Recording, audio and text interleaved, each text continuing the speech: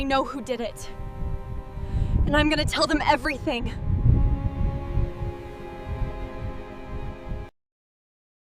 The town of Red Rock had many stories, but none were told as often as the story of the man on the mountain. They called him Cain. No one knew if that was his real name or the one the town had given him, but it fit. He had appeared 7 years ago, a stranger with a scarred face and eyes that held nothing but emptiness. He bought the old Harrison place, a wreck of a cabin at the top of the ridge, and he had not come down since except to trade for supplies. Men who had met his gaze said it was like staring into a grave. The stories grew with each passing year. He had killed a man in Abilene. He had ridden with outlaws in the nations. He had buried a wife and child somewhere in the desert, and the grief had turned him to stone. No one knew what was true and what was invention, but the town did not care to find out. They left him alone, and he left them alone, and that was how it had been for 7 winters. Until the spring, when a woman named Clara decided that she would not leave him alone anymore. Clara was not from Red Rock. She had come 3 years ago, a widow with a small farm and a reputation for being unafraid of anything. She had rebuilt her fences alone, planted her crops alone, faced down a pack of wolves with nothing but a shovel and a will of iron. The town respected her, but they also pitied her. She was 30 years old, pretty enough, strong enough, but she had never looked twice at any man who came courting. They thought she had buried her heart with her husband. They were wrong. She had seen Cain once, 3 years ago, on the day she arrived in Red Rock. Her wagon had broken down at the base of the mountain, and she had been standing in the road, cursing the broken axle, when she looked up and saw him on the ridge. He was just standing there, watching her, a dark figure against the gray sky. She had stared back, refusing to look away, and after a long moment, he had turned and disappeared into the trees. That was all, a moment, but she had never forgotten it. The townsfolk warned her. When they heard she had been seen walking toward the mountain trail, they came to her door. "That man is dangerous," they said. "He's killed before. He'll kill again. You stay away from him." Clara listened to them with a calm face, and when they were finished, she asked a single question. "Has he ever hurt anyone in this town?" They could not answer. He had not. He had never spoken a harsh word to anyone. He had simply existed, and they had filled the silence with their own fears. She started small, a basket of eggs left at his gate, a loaf of bread wrapped in cloth hanging from his fence post. She never stayed to see if he found them. She left her offerings in the morning and walked back down the mountain before noon. For weeks, nothing happened. The eggs sat untouched until they rotted. The bread grew mold on his fence.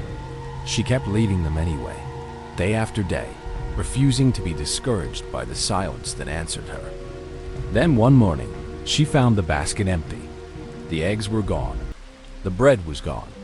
And in their place was a single stone, smooth and gray, placed carefully in the center of the basket. She picked it up, turning it over in her hand, and saw that it was warm. He had been holding it.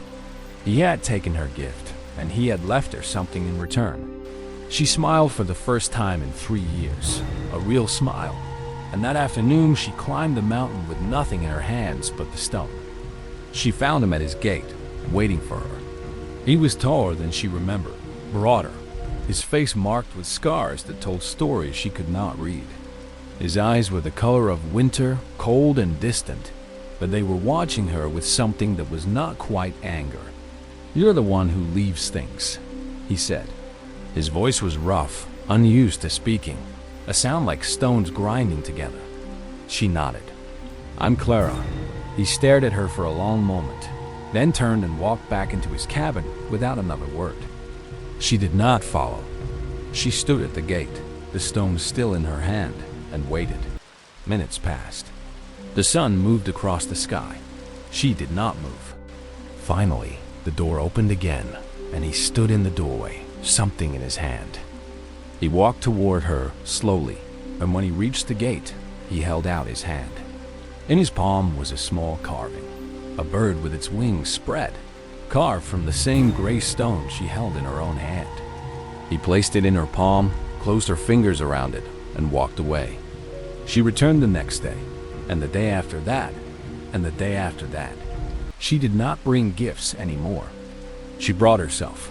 She sat on the stump by his gate and talked. She told him about her husband, a good man who had died of fever, leaving her alone.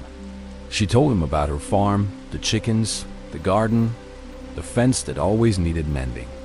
She talked, and he listened, standing in the shadows of his porch, never speaking, but never leaving. The town began to whisper. The whispers grew louder when the spring turned to summer, and she was still climbing the mountain every day. They said she had lost her mind. They said he had cast some spell on her. They said she was going to end up dead, buried somewhere on that mountain where no one would find her. Clara heard the whispers and smiled. She had been afraid before. She had buried a husband, faced a pack of wolves, survived a winter that killed half the county. Fear was not something that ruled her. He began to speak to her, slowly at first, single words that seemed to cost him everything. Yes, no, thank you. Then sentences, halting, painful, like a man relearning a language he had forgotten. He told her that he had come from nowhere. He told her that he had done things he could not undo. He told her that the scars on his face were nothing compared to the scars he carried inside. She listened to all of it, and when he was finished, she said only, "I know. I'm not afraid of you." The summer turned to autumn, and Clara made her decision. She woke one morning, dressed in her best dress, the one she had not worn since her husband's funeral, and walked up the mountain. The leaves were turning, red and gold, falling around her like rain. She found him on his porch, carving another bird from stone, his hand steady, his face peaceful. He looked up when she came through the gate, and for the first time, she saw something in his eyes that was not emptiness. It was hope, and it terrified her more than his reputation ever could. She stood before him, her hands clasped in front of her heart pounding so hard she was sure he could hear it. The words she had rehearsed for weeks died on her lips. She opened her mouth, closed it, opened it again. He waited, his hands still, his eyes on her face. She took a breath, the deepest breath of her life, and she spoke. "I have something to ask you." He nodded slowly. "I've been coming here for months. I know who you are. I know what they say. I don't care about any of it." She paused, gathering herself, and the words came out before she could stop them. "I want you to marry me." The silence that followed was heavier than any silence she had ever known. The leaves fell around them. The wind stirred the dust at her feet.